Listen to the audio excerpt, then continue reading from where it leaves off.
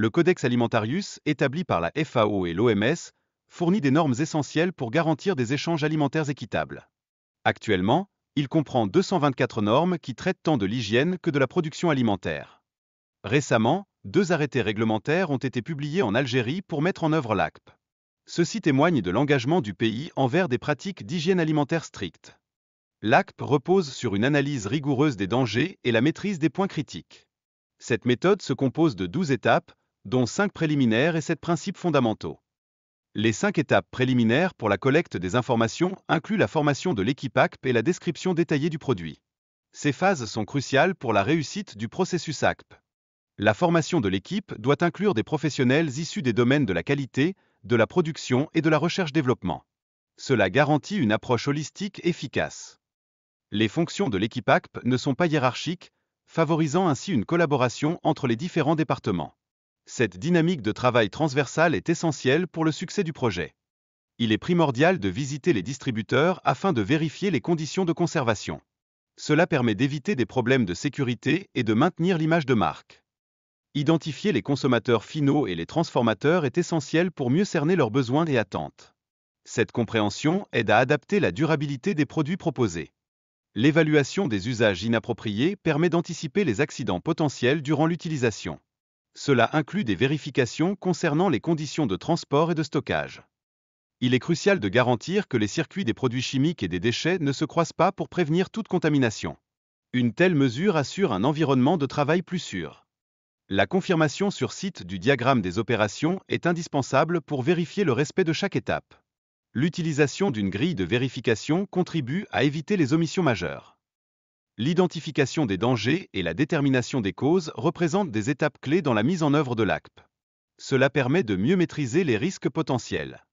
La collecte des textes réglementaires et des exigences des clients est primordiale pour structurer le processus. Ceci garantit le respect des normes en vigueur. Consulter des experts externes peut offrir des perspectives précieuses sur les processus de fabrication. Cela aide à identifier des approches innovantes pour améliorer la sécurité. L'identification et la hiérarchisation des causes de danger sont essentielles pour cibler les mesures correctives les plus significatives. Cela réduit à terme les risques associés. Les mesures de maîtrise peuvent être à la fois préventives et curatives, visant soit à éliminer intégralement le danger, soit à le réduire à un niveau acceptable. Cela souligne l'importance de la prévention. Rassembler et documenter toutes les étapes de l'analyse des dangers est essentiel pour assurer traçabilité et transparence dans le processus de production. Cela contribue à une gestion efficace des risques. L'identification des points de contrôle critiques (CCP) et l'établissement de limites critiques sont fondamentales pour maîtriser les problèmes potentiels durant la fabrication. Cela permet un contrôle rigoureux. La formation des opérateurs est cruciale pour s'assurer qu'ils comprennent bien l'importance des CCP et des points d'attention. Leur comportement influence directement la sécurité alimentaire. L'identification des CCP nécessite une analyse approfondie en équipe, garantissant que toutes les étapes de production sont sécurisées et conformes aux normes. Cela implique des réunions régulières. Les limites critiques doivent être clairement définies et basées sur des données objectives. Celles-ci aident à distinguer les situations acceptables des inacceptables dans le processus de production. La réduction de l'aflatoxine à 20 microgrammes par kilogramme peut diminuer de 59 à 1300 cas de cancer annuel selon la présence d'hépatite. Cela démontre l'importance des seuils de sécurité. Les objets durs mesurant entre 7 mm et 25 mm représentent un danger pour les consommateurs. Cela souligne la nécessité de respecter rigoureusement les normes de sécurité alimentaire établies.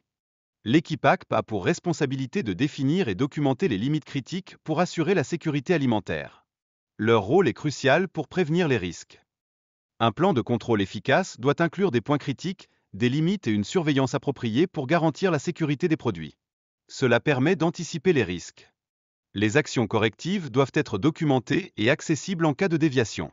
Cela aide à maintenir la conformité et à prévenir d'éventuels problèmes juridiques. La validation du plan ACP est essentielle et doit être réalisée régulièrement, notamment après des modifications aux matières premières ou aux fournisseurs. Cela garantit l'efficacité continue des mesures de sécurité.